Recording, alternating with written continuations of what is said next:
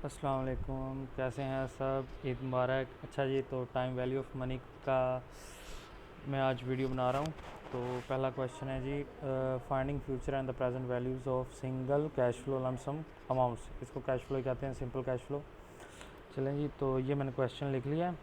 इसको पढ़ते हैं कैसे हैं, ये मेन मसला आ रहा है ना, तो वो सीखते हैं कि पढ़ना कैसे है। इट इज़ नाउ जनवरी 1 2012, ठीक है। कि अभी जो टाइम है वो कितना है, मतलब कौन सा साल चल रहा है, 2012, ये वो कह रहे हैं, ठीक है। फॉर एग्जांपल अभी 2012 चल रहा है। टुडे यू विल डिपॉजिट, आप जमा करवाएंगे आज कितना, 1000 रुपये इनटू द सेविंग अकाउंट, अपने बैंक अकाउंट में, जो आपको 8% देगा इंटरेस्ट, ठीक है। तो वो कहता है अगर ये बैंक आपको इंटरेस्ट दे एनुअली, मतलब हर साल, तो आपके पास how much will you have, will का मतलब होगा, फ्यूचर का विल जहाँ पे आएगा वो फ्यूचर होता है, ठीक है। कितना होगा अमाउंट आपको अकाउंट में 2015 में जाकर, ठीक है। अब कितने में हम साल में, कितने साल में, 2012 में। तो कितने साल बाद वो पूछ रहा है, 3 साल बाद 15 आएगा ना, 13 14 एंड 15, ठीक है। तो कितने पैसे हो जाएंगे, तो सिंपल सी बात है कि हमने फ्यूचर निकालना है, सिंपल सी बात है। तो ये 1000 हमें दिया हुआ है, ये आज हम डिपॉजिट करवाएंगे 2012 को, तो हमें पता कब चलेगा कि कितना आ गया, 2015 में जाके हमें पता चलना चाहिए कि हमारे पास कितने पैसे हो जाएंगे। तो सिंपल ये फार्मूला, सारे फार्मूले देंगे, उसकी टेंशन ना लें, ठीक है। ये फार्मूला बस आपको पता होना चाहिए कि ये फ्यूचर वैल्यू का फार्मूला है। वैल्यूज़ सिंपली पुट करें, 1000 इंटू 1 प्लस 0.08, 8% को आप लिख सकते हैं 0.08 की पावर 3, होल की पावर 3, ठीक है। और सिंपली मैंने इसको हल किया और ये आंसर आ गया आपका। सिंपल से इतनी सी बात है। और दूसरा क्वेश्चन चले हम देखते हैं। इट इज़ नाउ जनवरी 1 2012, ठीक है। सिंपली 2012 की बात कर रहा है। कहता है आप आज डिपॉजिट करवाएंगे 1000 रुपये, ठीक है। तो पूछ रहा है कि यूज़र बैंक आपको 8% देगा, रेट से ऊपर वाला क्वेश्चन ही है सेम। लेकिन वो कहता आपको आज कितने पैसे करवाएं, ये यहाँ पे गलत लिखा हुआ है, यहाँ पे नहीं था ना, ये यहाँ पे आना थे, ठीक है। पूछ रहा है कि 1000 रुपये आपको डिपॉज़िट करवाने पड़ेंगे 2012 को, मतलब ये निकलवाने पड़ेंगे। सर ने क्वेश्चन थोड़ा गलत कर दिया, लेकिन नीचे आके यहाँ से समझ आएगा आपको। How much must you deposit today, deposit today मतलब जमा करवाने पड़ेंगे। मस्ट का मतलब है ज़रूर, आपको आज कितने पैसे जमा करवाने पड़ेंगे to have a balance on January 2012। अभी कितना, 2012 2016 की बात कर रहा हूँ मैं। 2016 में जाकर आपके पास कितने पैसे आ जाएंगे। How much you deposit today to have 1000, हाँ सिंपल सी बात कह रहा है कि 2016 में आपके पास 1000 पैसे हो जाएं। अब आपको कितने पैसे जमा करवाने पड़ेंगे, तो आप प्रेजेंट वैल्यू का फार्मूला लगाएंगे सिंपल, उसमें वैल्यूज़ पुट करेंगे और आपको पास 735 रुपये आंसर आ जाएगा। सिंपल सी बात है, ठीक है। ये क्वेश्चन थोड़ा सा ज़्यादा ही सर ने हेर फेर करके दे दिया, लेकिन क्वेश्चन थोड़ा सिंपल ये होना चाहिए था। चलिए आगे जाकर कंफर्म कर लेते हैं, ठीक है।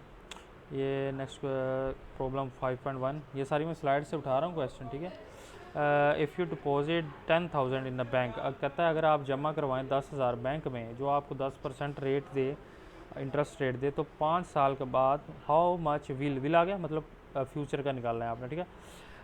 5 साल के बाद आपके पास कितने पैसे होंगे, 1 2 3 4 5।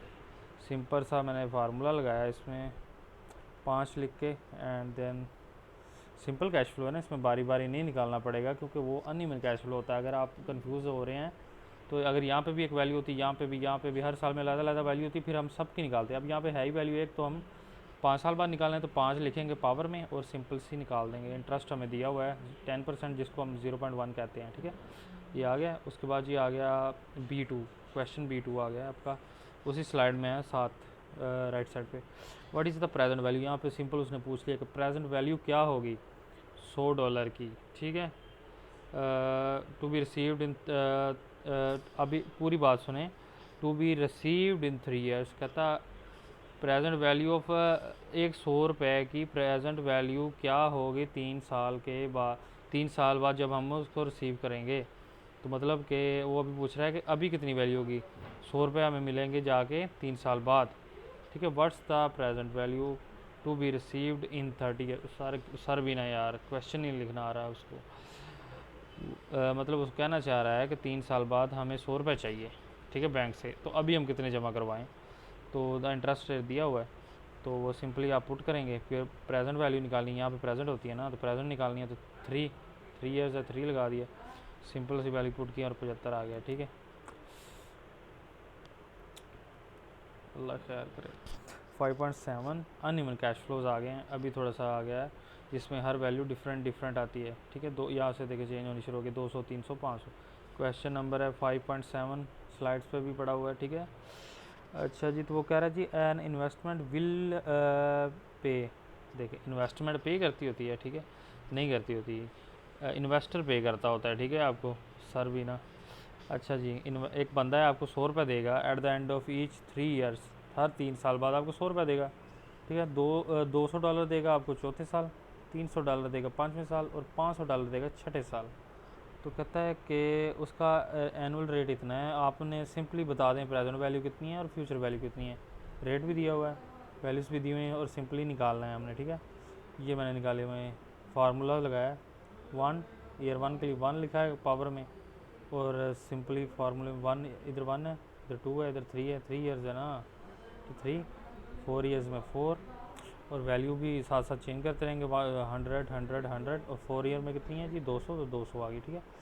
और ये देखें 5वें साल में इतनी है और छठे साल में इतनी है, इनको टोटल किया है तो ये देखें टोटल किया है तो ये आ जाएगा आपका 923। इसी तरह आपने निकालनी है, ये तो होगी प्रेजेंट वैल्यू, अभी फ्यूचर वैल्यू की तरफ चलते हैं। उसका फार्मूला ये है, ये भी सर आपको फार्मूले देंगे, ठीक है, टेंशन नहीं लेनी। ईयर 1 के लिए यहाँ पे 6 लगा है, ठीक है। ये ट्रिक है पूरे time value of money chapter में, आपको यही कंफ्यूज करेगा। ये इसको क्लियर कर लें कि ये सिर्फ अनइवन कैश फ्लो के फ्यूचर वैल्यू के लिए ये उल्ट मेथड करना है, बाकी हर मेथड के लिए सिंपल 1, 2, 3, 4, 5, 6 लाइन के साथ नीचे चलता रहेगा। लेकिन जो फ्यूचर वैल्यू निकालनी है अनइवन कैश फ्लो की, उसके लिए ये मेथड होगा कि उल्ट चलना है, 6, 5, 4, 3, 2, 1, ठीक है। फार्मूला वही रहेगा, ठीक है। और सिंपली एंड पर जाके इसको ऐड कर देना है आपने सारे आंसर को, तो आपका आंसर आ जाएगा, ठीक है। ये प्रेजेंट वैल्यू भी और फ्यूचर वैल्यू भी निकल आई। अच्छा, तो नेक्स्ट प्रॉब्लम है 5.20। ये थोड़ा सा मतलब सर ने सही तरह से बताया नहीं कि प्रेजेंट निकालें फ्यूचर, इसको पढ़ के पता करेगा, ठीक है, पता चलेगा। अ रूकी quarter back a type of player. अच्छा, प्लेयर की बात कर रहा है, कहता निगोशिएटिंग कर रहा है, मतलब सुलहबाजी हो रही है, मतलब वो निगोशिएट कर रहे हैं कि बहस हो रही है कि केड़ा कॉन्ट्रैक्ट लीजिए ये। कहता अपॉर्चुनिटी कॉस्ट है 10% का, 10% आपको उस पर इंटरेस्ट मिलेगा, 4 साल का है, 4 ईयर, ठीक है, ये लिखा भी हुआ। तो कहता and they would made the end of each year, हर साल के आखिर पे आपको पैसे मिलेंगे। और ये सारे कॉन्ट्रैक्ट्स हैं, कॉन्ट्रैक्ट 1, 2 एंड 3 है, ये सारे उन्होंने बताएंगे सर आपको हर साल के एंड पे हम इतने इतने पैसे देंगे, ये 3 कॉन्ट्रैक्ट्स है, आपने कौन सा लेना है। तो हमें कैसे पता चलेगा, हमें इसकी सिंपल सी बात है प्रेजेंट वैल्यू मालूम करनी पड़ेगी, जिसकी इस वक्त वैल्यू सबसे ज़्यादा होगी तो फ्यूचर में उसकी वैल्यू सबसे ज़्यादा हो जाएगी, क्योंकि पैसा आहिस्ता आहिस्ता आगे जाके बढ़ता है, ठीक है, इसमें कैश फ्लो में, ठीक है। तो अभी जिसकी वैल्यू सबसे ज़्यादा होगी फ्यूचर में उसकी वैल्यू सबसे ज़्यादा हो जाएगी, जिसकी अब ज़्यादा होगी फ्यूचर में भी उसकी ज़्यादा वैल्यू होगी, ठीक है। इसलिए हम प्रेजेंट निकाल रहे हैं। तो प्रेजेंट वैल्यू का फार्मूला मैंने सिंपल लगाया, और मैं हर साल की तरह 1, ये ईयर 1 की ये चेंजिंग, 2 की चेंजिंग, 3 की चेंजिंग, 4 की चेंजिंग, ठीक है। ये मैंने चेंज नहीं की क्योंकि ये सिर्फ इतफाक़ से सेम आई हैं, वरना चेंज करनी पड़ती हैं, ठीक है। तो आंसर आ गया, इनको मैंने टोटल कर लिया, यहाँ पे टोटल किया मैंने, ठीक है। ये मैंने फार्मूला लगाया हुआ है। तो इसी तरह जिस तरह ये निकाले हैं, इस तरह दूसरे कॉन्ट्रैक्ट का मैंने निकाला हुआ है, ये थर्ड कॉन्ट्रैक्ट का निकाला हुआ है, ये इसी फार्मूले के साथ, ठीक है, कोई चेंजिंग नहीं है। तो अब ये पता करें कि ये 10 लाख वाला ज़्यादा है, 10 करोड़ आई थिंक। तो हम सिंपली लिख देंगे we will choose contract number 2 as it has more values than the others. ये आंसर आ गया आपका, ठीक है। और उसके बाद ये नेक्स्ट क्वेश्चन है आपका, इसका कोई नंबरिंग नहीं है, आप देख लीजिए। A small scale business man deposit money into the saving account at the beginning of each year. मतलब साल के शुरू में उसने पैसे जमा करवाए हैं, और उसने कितने करवाए हैं जी, 1000 रुपये। फर्स्ट साल 2000 1000 रुपये इन द फर्स्ट ईयर, मतलब पहले साल में 1000 रुपये, दूसरे साल में 2000, तीसरे साल में 5000, चौथे साल में 7000। कहता जी the account credits interest and annual rate of 7% interest rate है। What is the closest value of the accumulated money in the saving account at the beginning of year 4। अब यहाँ पे सर ने हमें घुमाया कैसे, देखें यहाँ पे लिखा है बिगिनिंग मतलब स्टार्ट में, लेकिन सर ने एंड यहाँ पे बता रहा है कि हमें जो है ना पूछ रहा है वो कि 4 साल के शुरू में कितना होगा। तो ये देखें ना, यहाँ पे आपको मैं दोबारा पढ़वाता हूँ। The small scale business man deposit money into the saving account at the beginning of each year. हर साल के शुरू में आपको जमा करवाने पड़ेंगे, और सिंपल सी बात है कि चौथे साल के शुरू में कितना होगा, तो मतलब अभी चौथा साल स्टार्ट नहीं होगा तो उसके अभी पैसे आएंगे नहीं, 3 सालों के आ जाएंगे, तो उसको ऐड करेंगे चौथे साल में, तो खुद ही पैसे आपके टोटल बन जाएंगे। अभी देखिएगा, समझ आ जाएगी आपको क्वेश्चन हल करने से। ईयर 1 का सिंपली फ्यूचर वैल्यू निकाली। ये वैल्यूज़ नहीं होती, ये कैश फ्लो की एक ना कह लो प्राइस होती हैं, वैल्यू यहाँ पे निकलती है, ठीक है, जो आप फार्मूला लगाते हैं, ये कन्फ्यूज़ ना हो जाइएगा। ईयर 1 का फ्यूचर वैल्यू निकाला, ईयर 2 का निकाला, ईयर 3 का निकाला, 4 का क्यों नहीं निकाला, क्योंकि 4 का है द बिगिनिंग। अभी बिगिनिंग पे वो पूछ रहा है, अभी उसने वो दिया नहीं है हमें चौथे साल का माल, लेकिन वो पूछ रहा है कि चौथे साल के शुरू में आपके पास कितने पैसे हो जाएंगे। वो आपके पास इतने हो जाएंगे, मिला के 7,000 भी आप ऐड करेंगे, इन तीनों को ऐड करेंगे, जो आंसर आएगा उसको साथ 7,000 को ऐड कर देंगे तो आपका टोटल आ जाएगा। ठीक है, ये देखें, ये आपका आंसर आ गया। ठीक है, उसके बाद जी नेक्स्ट है कॉन्सेप्ट एन्यूटीज़ का। एन्यूटीज़ में हमेशा का 2 चीज़ें होती हैं कॉमन। एक तो ये एक ही रकम चलती रहती है, 400 400 400, ठीक है। और दूसरा इसमें 2 डिफरेंस होते हैं, एक ऑर्डिनरी होती है, एक ड्यू होती है।